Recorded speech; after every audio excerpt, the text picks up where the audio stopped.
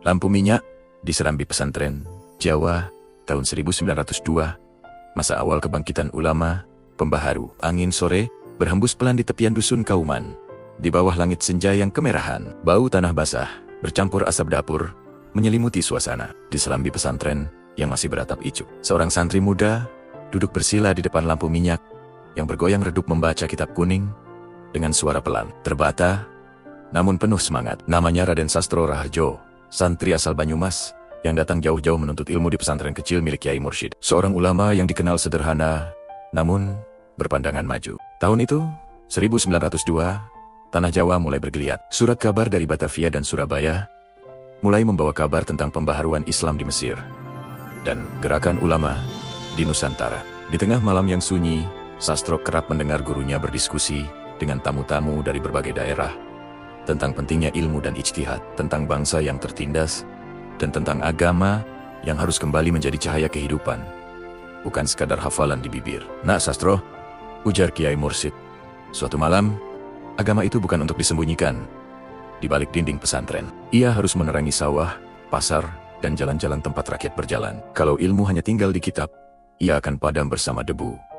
Kata-kata itu terpatri di dada Sastro. Sejak saat itu, setiap kali ia menyalakan lampu minyak di Serambi Pesantren, ia merasa sedang menyalakan cahaya yang lebih besar, cahaya kesadaran. Beberapa tahun kemudian, ketika pemerintah kolonial mulai memperketat aturan bagi madrasah dan pengajian, Sastro tak tinggal diam. Ia mulai mengajar anak-anak tani di lumbung padi, menulis risalah kecil berisi nasihat dan doa dalam bahasa Jawa, pegon, serta mengajak masyarakat untuk mencintai ilmu dan kemandirian. Tak jarang, ia dituduh berbahaya oleh para pejabat lokal. Tapi Sastro selalu menjawab tenang, "Kami hanya ingin rakyat bisa membaca ayat dan mengerti maknanya. Jika itu dianggap berbahaya, mungkin bukan ayatnya yang salah, tapi hati yang belum terbuka."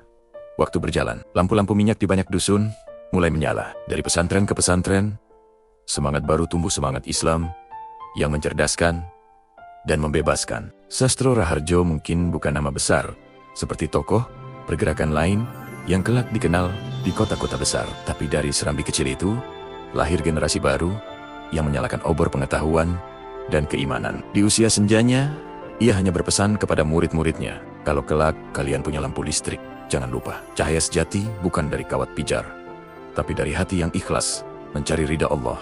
Lembar waktu menulis kisah ini untuk mengingatkan kita bahwa kebangkitan sejati dimulai dari cahaya kecil dari lampu minyak di Serambi Pesantren, dari hati yang tidak takut gelap, karena yakin Allah selalu menerangi jalan ilmu dan perjuangan.